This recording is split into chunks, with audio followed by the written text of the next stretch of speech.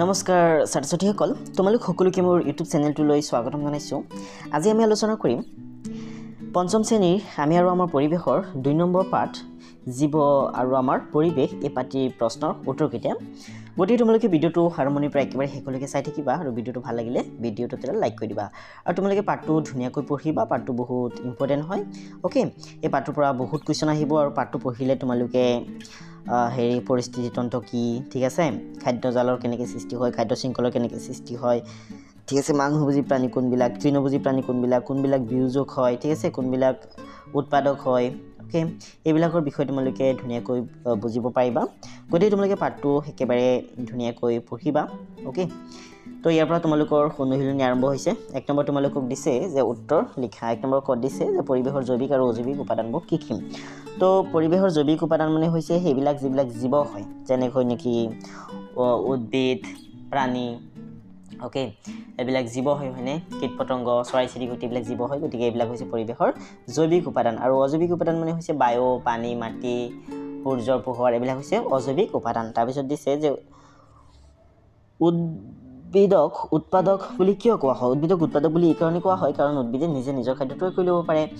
তোমালোকে চিন্তা নকৰিবা, তোমালোকৰ কাৰণে কুৱেশ্যন আনচাৰবিলাক মই ধুনীয়াকৈ লিখি থৈছোঁ, অলপ ৱেইট কৰা, মই তোমালোকক ধুনীয়াকৈ দেখাই দিম। নেক্সট আছে উপভোক্তা কেই প্ৰকাৰৰ আৰু কি উপভোক্তা 3 প্ৰকাৰৰ। প্ৰাথমিক শ্ৰেণীৰ উপভোক্তা, দ্বিতীয় শ্ৰেণীৰ উপভোক্তা আৰু তৃতীয় শ্ৰেণীৰ উপভোক্তা। নেক্সট আছে যে বিয়োজকে আমাক কেনেদৰে সহায় কৰে। বিয়োজকে আমাৰ পৰিৱেশ পৰিষ্কাৰ কৰি ৰখাত সহায় কৰে, কাৰণ বিয়োজকে পৰিৱেশত মৰি থকা যিবিলাক প্ৰাণী আছে বা জীৱ আছে এইবিলাকক মানে এইবিলাকৰ দেহক সৰু সৰু পাৰ্টিকলছলৈ, অৰ্থাৎ সৰু সৰু কণিকালৈ ৰূপান্তৰিত কৰি পৰিৱেশত থকা মাটিৰ সৈতে মিহলাই দিয়ে আৰু পৰিৱেশক নিকা কৰি ৰাখে, পৰিষ্কাৰ কৰি ৰাখে মানে, ঠিক আছে। নেক্সট আছে 3টা পৰিস্থিতি তন্ত্ৰৰ নাম লিখা।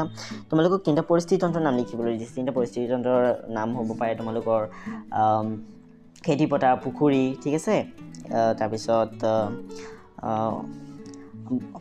হ'ব পাৰে পাহাৰ, অৰণ্য। ওকে, নেক্সট খালিতে তোমালোকক পূৰ কৰিবলৈ দিছে, 4টা খালিতে পূৰ কৰিবলৈ দিছে। এইবিলাক একেবাৰে সহজ হয়, তোমালোকক ধুনীয়াকৈ লিখি দিছোঁ। ইয়াত শুদ্ধ উত্তৰ বাছি উলিয়াবলৈ দিছে। তো প্ৰথমত দিছে যে খাদ্য শৃংখলাৰ আৰম্ভণিতে সদায় দেশ থাকে, ইয়াত উদ্ভিদ থাকে হ'ব, ঠিক আছে। নেক্সট আছে বিয়োজক উৎপাদকে খাদ্য প্ৰস্তুত কিহে কৰে, উৎপাদকে খাদ্য প্ৰস্তুত কৰে, এইটো শুদ্ধ হ'ব। নেক্সট আছে উৎপাদক বিয়োজক উপভোক্তাই মৃতদেহ গেলি পচি যোৱাত সহায় কৰে, বিয়োজকে মৃতদেহ গেলি পচি যোৱাত সহায় কৰে। তাৰপিছত ইয়াত 4, 5, 6, 7, 8, 9, 10 ইয়াত কেইটামান কুৱেশ্যন দিছে। গোটেইকেইটা কুৱেশ্যনৰ আনচাৰ ইম্পৰ্টেণ্ট হয়। তো ব'লা ছাত্ৰ-ছাত্ৰীসকল প্ৰথমৰ পৰা আৰম্ভ কৰি একেবাৰে শেষলৈকে গোটেইকেইটা কুৱেশ্যন আনচাৰ আলোচনা কৰোঁ। চোৱাচোন, তোমালোকক ক'ত দিছে যে পৰিৱেশৰ জৈৱিক আৰু অজৈৱিক উপাদানবোৰ কি কি। তো পৰিৱেশৰ জৈৱিক উপাদান মানে যিবিলাক জীৱিত উপাদান আছে, ঠিক আছে, যিবিলাক জীৱ হয় সেইবিলাক হৈছে জৈৱিক উপাদান, ঠিক আছে। যেনে পৰিৱেশৰ জৈৱিক আৰু অজৈৱিক উপাদানসমূহ হৈছে উদ্ভিদ, প্ৰাণী, চৰাই চিৰিকটি, অণুজীৱ, বায়ু, পানী, মাটি, তাপ, পোহৰ আদি। তো জৈৱিক আৰু অজৈৱিক দুয়োবিধ উপাদানক একেলগে দিয়া আছে, কিন্তু যিবিলাক জীৱ হয়, ঠিক আছে, যেনেকৈ নেকি উদ্ভিদ, প্ৰাণী, চৰাই চিৰিকটি, অণুজীৱ, এইবিলাক হৈছে পৰিৱেশৰ জৈৱিক উপাদান। আৰু যিবিলাক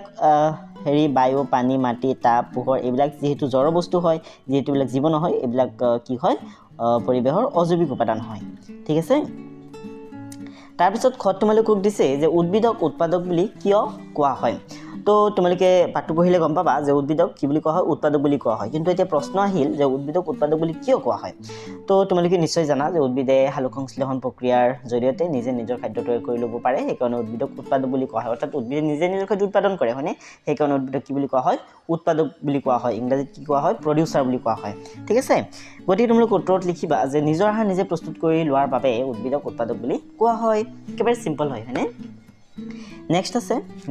গত দিছে যে উপভোক্তা কেই প্ৰকাৰৰ আৰু কি কি। তো ইয়াৰ উত্তৰ তোমালোকে লিখিবা যে উপভোক্তা 3 প্ৰকাৰৰ। প্ৰথম শ্ৰেণীৰ উপভোক্তা, দ্বিতীয় শ্ৰেণীৰ উপভোক্তা আৰু তৃতীয় শ্ৰেণীৰ উপভোক্তা, ঠিক আছে। উপভোক্তা 3 প্ৰকাৰৰ, প্ৰথম শ্ৰেণীৰ উপভোক্তা, দ্বিতীয় শ্ৰেণীৰ উপভোক্তা আৰু তৃতীয় শ্ৰেণীৰ উপভোক্তা। একেবাৰে সহজ হয় আৰু এইটো মনত ৰাখিব লগা কথা হয়, তোমালোকে এইবিলাক ধুনীয়াকৈ মনত ৰখাই থৈ দিবা, ঠিক আছে। নেক্সট আছে গত দিছে যে বিয়োজকে আমাক কেনেদৰে সহায় কৰে। তো বিয়োজকে আমাক কেনেদৰে সহায় কৰে মই অলৰেডি তোমালোকক কৈ আহিছোঁ। বিয়োজক বিলাকে ক্লিনিং এজেণ্ট হিচাপে কাম কৰে, ঠিক আছে। যিবিলাক মৃত জীৱ আছে, ঠিক আছে, উদ্ভিদ বা জীৱ, এইবিলাক যেতিয়া এইবিলাকৰ যেতিয়া মৃতদেহ আমাৰ পৰিৱেশত পৰি থাকে তেতিয়া সেইবিলাকক ক্ষুদ্ৰ ক্ষুদ্ৰ কণিকালৈ ৰূপান্তৰিত কৰি মাটিৰ সৈতে মিহলাই দিয়ে ঠিক আছে আৰু তাৰপিছত এইবিলাক পিছত মাটিৰ সৈতে মিহলি হৈ আমাৰ পৰিৱেশ ক্লিন হৈ থাকে ওকে অৰ্থাৎ পৰিৱেশক ক্লিন কৰি ৰখাত বা চাফা কৰি ৰখাত বিয়োজকবিলাকে যিবিলাক বেক্টেৰিয়া বেকুৰ আছে এইবিলাকে সহায় কৰে হয়নে সো তোমালোকে উত্তৰ লিখিবা যে বিয়োজকে মৃত উদ্ভিদ বা প্ৰাণীদেহ গেলি পচি যোৱাত সহায় কৰে জীৱদেহৰ গেলি পচি যোৱা অংশবোৰ মাটিত সাৰ হিচাপে থাকি যায় এনেদৰে বিয়োজকে পৰিৱেশ নিকা কৰাত সহায় কৰে অৰ্থাৎ পৰিৱেশ পৰিষ্কাৰ কৰি ৰখাত সহায় কৰে বুজিছা নেক্সট আছে উঙ দিছে তিনিটা পৰিস্থিতি তন্ত্ৰৰ নাম লিখা তোমালোকক তিনিটা পৰিস্থিতি তন্ত্ৰৰ নাম লিখিবলৈ দিছে তো উত্তৰ লিখিবা যে গাহনি ওকে পৰিস্থিতি তন্ত্ৰ মানে কি য'ত এটা প্ৰাণী আন এটা প্ৰাণীৰ ওপৰত খাদ্যৰ কাৰণে নিৰ্ভৰ কৰে সেইটোৱে এটা পৰিস্থিতি তন্ত্ৰ ঠিক আছে গাহনিত এটা প্ৰাণীয়ে আন এটা প্ৰাণীৰ ওপৰত নিজৰ খাদ্যৰ বাবে নিৰ্ভৰ কৰে হয়নে পুখুৰীত নিৰ্ভৰ কৰে শস্য পথাৰতো নিৰ্ভৰ কৰে গতিকে এইবিলাক কি হয় পৰিস্থিতি তন্ত্ৰ হয় ওকে নেক্সট আছে 2 নম্বৰ তোমালোকক দিছে খালঠাই পুৰকুৰা তো ইয়াত কেইটামান তোমালোকক হেৰি দিছে ইয়াত বেছিকলি তোমালোকক 4টা খালঠাই দিছে আৰু উপযুক্ত শব্দ বহুৱাই খালঠাই কেইটা পুৰ কৰিবলৈ দিছে তো চোৱা কোৱা দিছে যে হামুক হ'ল দেশ উপভোক্তা হামুক হৈছে প্ৰাথমিক উপভোক্তা কোনবিলাক যিবিলাকে ডাইৰেক্ট ঘাঁহ খায় ঠিক আছে যিবিলাক তৃণভোজী হয় সেইবিলাক হৈছে প্ৰাথমিক উপভোক্তা কাৰণ উদ্ভিদ হৈছে প্ৰডিউচাৰ উদ্ভিদে নিজে নিজৰ খাদ্য তৈয়াৰ কৰি নিজে গ্ৰ' কৰে ডাঙৰ দীঘল হয় আৰু সেই ডাঙৰ দীঘল হোৱা উদ্ভিদক হেৰিয়ে খায়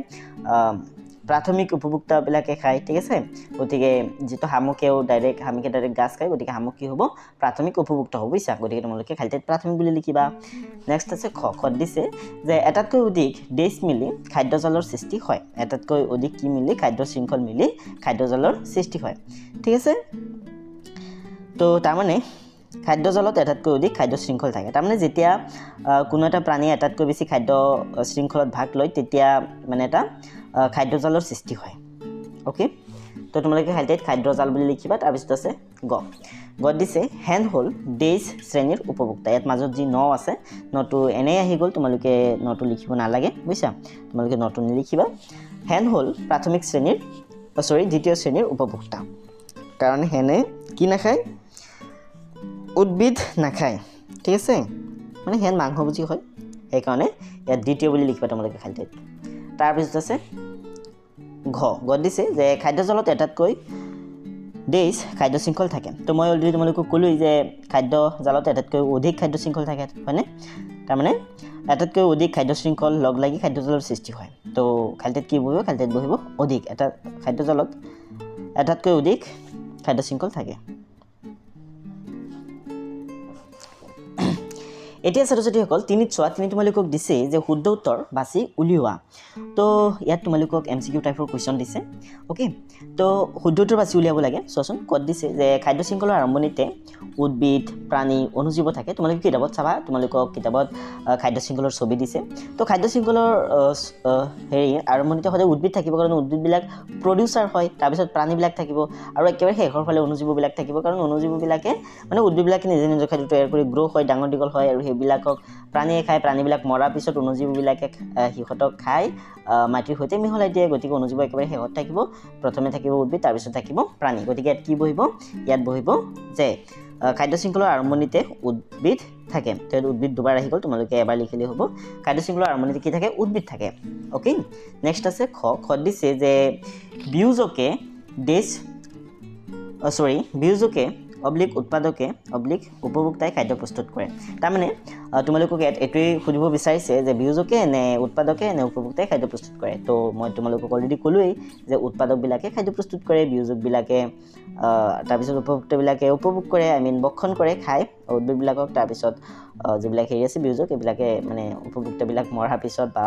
উৎপাদকবিলাক মৰাৰ পিছত এইবিলাকক মাটিৰ সৈতে মিহলাই পৰিৱেশক পৰিষ্কাৰ কৰি ৰাখে ঠিক আছে গতিকে ইয়াত কি বহিব যে উৎপাদকে খাদ্য প্ৰস্তুত কৰে তাৰপিছত আছে গ দিছে যে উৎপাদকে বিয়োজকে উপভোক্তাই মৃতদেহ গেলি পচি যোৱাত সহায় কৰে তো কিহে মৃতদেহ গেলি পচি যোৱাত সহায় কৰে বিয়োজকে হয়নে বিয়োজকবিলাক যেনে বেকুৰ বেক্টেৰিয়া হেলা এইবিলাক হৈছে বিয়োজক ঠিক আছে তো তোমালোকে লিখিবা বিয়োজকে মৃতদেহ গেলি পচি যোৱাত সহায় কৰে ঠিক আছে নেক্সট আছে 4 তো 4 দিছে যে খাদ্য শৃংখল কি উদাহৰণেৰে উদাহৰণেৰে সৈতে বুজাই লিখা খাদ্য শৃংখল কি উদাহৰণ দি তোমালোকক বুজাই লিখিবলৈ দিছে তো বহুত ইম্পৰ্টেণ্ট কুৱেশ্যন হয় তো উত্তৰত লিখিবা যে ইটোৱে সিটোক খাই জীৱন নিৰ্বাহ কৰা প্ৰক্ৰিয়াটোক খাদ্য শৃংখল বোলে তো এটা জীৱই আন এটা জীৱক খাই নিজৰ জীৱনটো নিৰ্বাহ কৰে হয়নে যেনেকৈ নেকি উদ্ভিদক হৰিণ গৰু ছাগলী মহ এইবিলাকে খাই নিজে এইবিলাক মানে উদ্ভিদক কি হৰিণে খাই মানে যিবিলাক তৃণভোজী প্ৰাণী আছে এইবিলাকে খাই নিজৰ জীৱন নিৰ্বাহ কৰে হয়নে আৰু এইবিলাকক খাই মাংসভোজী প্ৰাণীবিলাকে জীৱন নিৰ্বাহ কৰে তাৰমানে ইটোৱে সিটোক খাই জীৱন নিৰ্বাহ কৰে আৰু এই যিটো প্ৰক্ৰিয়া এই প্ৰক্ৰিয়াটো কি বুলি কোৱা হয় খাদ্য শৃংখল বুলি কোৱা হয় ঠিক আছে এই ক্ৰমটোকে খাদ্য শৃংখল বুলি কোৱা হয় যেনে হৰিণে ঘাঁহ খায় হৰিণক বেকুলীয়ে খায় বেকুলীক সাপে খায় আৰু সাপক চিলনীয়ে খায় তো এইটো এটা খাদ্য শৃংখল হয় নেক্সট আছে পাছত দিছে যে পুখুৰী এটা পৰিস্থিতি তন্ত্ৰ হয়নে যুক্তি সহকাৰে বুজাই লিখা তো পুখুৰী এটা পৰিস্থিতি তন্ত্ৰ হয় কিয় হয় কাৰণ পুখুৰীত কিছুমান সৰু সৰু উদ্ভিদ গজে ওকে সেইবিলাকক কীট পতংগবিলাকে খায় কীট পতংগবিলাকক পুখুৰীত থকা মাছে খায় তাৰপিছত মাছবিলাকক যি হেৰি আছে ভেকুলী আছে কেঁকুৰা আছে এইবিলাকে খায় এইবিলাকক সাপ চিলনী এইবিলাকে খায় হয়নে তো এইটো এটা পৰিস্থিতি তন্ত্ৰ হয় তো তোমালোকে উত্তৰত লিখিবা যে পুখুৰী এটা পৰিস্থিতি তন্ত্ৰৰ উত্তম উদাহৰণ এটা বেষ্ট উদাহৰণ হয় ঠিক আছে পাৰফেক্ট উদাহৰণ নেক্সট আছে কাৰণ পুখুৰীত থকা জলজ উদ্ভিদসমূহে সূৰ্যৰ পোহৰত খাদ্য প্ৰস্তুত কৰে এই উদ্ভিদবোৰক পুখুৰীত থকা কীট পতংগবোৰে খাদ্য হিচাপে গ্ৰহণ কৰে আকৌ পুখুৰীত থকা ডাঙৰ মাছ কেঁকুৰা ভেকুলী আদিয়ে ইহঁতক খায় আকৌ ইহঁতক বগলী মাছৰোকা আদি চৰাইবোৰে খায় গতিকে পুখুৰী এটা পৰিস্থিতি তন্ত্ৰ পুখুৰী কি হয় পৰিস্থিতি তন্ত্ৰ এটা হয় কাৰণ পুখুৰীত মাছ থাকে মাছবিলাকে হেৰি খায় ঘাঁহ বন খায় তাৰপিছত মাছবিলাকক কেঁকুৰা বগলী এইবিলাকে খায় কেঁকুৰা বগলীক বেলেগে খায় সেইখিনি পুখুৰীত নাখায় হ'লেও এইটো এটা পৰিস্থিতি তন্ত্ৰ হয় ওকে নেক্সট আছে 6 নম্বৰ দিছে যে সালোক সংশ্লেষণ বুলিলে কি বুজা সালোক সংশ্লেষণ মানে হৈছে ফটোচিনথেসিস ঠিক আছে তো সেউজীয়া উদ্ভিদে সূৰ্যৰ পোহৰৰ সহায়ত আৰু পাতত থকা ক্লৰোফিলৰ সহায়ত আৰু হিপাৰ সহায়ত মানে হেৰি কৰি মাটিৰ তলৰ পৰা পানী লৈ নিজৰ খাদ্য তৈয়াৰ কৰি ল'ব পাৰে আৰু সেউজীয়া উদ্ভিদে খাদ্য তৈয়াৰ কৰা বা খাদ্য প্ৰস্তুত কৰা এই প্ৰক্ৰিয়াটোক সালোক সংশ্লেষণ বুলি কোৱা হয় বুজিছা চ' তোমালোকে উত্তৰত লিখিবা যে সেউজীয়া উদ্ভিদে সূৰ্যৰ পোহৰত পাতত থকা হৰিত কণাৰ উপস্থিতিত বায়ুৰ পৰা গ্ৰহণ কৰা কাৰ্বন ডাই অক্সাইড গেছ আৰু শিপাই শুহি লোৱা পানীৰ সহায়ত খাদ্য প্ৰস্তুত কৰে এই প্ৰক্ৰিয়াটো হৈছে সালোক সংশ্লেষণ এই প্ৰক্ৰিয়াটো কি বুলি কোৱা হয় সালোক সংশ্লেষণ বুলি কোৱা হয় নেক্সট আছে 7 নম্বৰত দিছে যে পাৰ্থক্য লিখা তোমালোকক পাৰ্থক্য লিখিবলৈ দিছে কিহৰ পাৰ্থক্য লিখিবলৈ দিছে উৎপাদক আৰু বিয়োজকৰ মাজৰ পাৰ্থক্য লিখিবলৈ দিছে তোমালোকক ঠিক আছে তো উৎপাদকবিলাকে নিজে নিজৰ খাদ্য তৈয়াৰ কৰি লয় যেনেকৈ নেকি উদাহৰণস্বৰূপে উদ্ভিদ বিয়োজকবিলাক হৈছে বেকুৰ বেক্টেৰিয়া এইবিলাক ইহঁতে মানে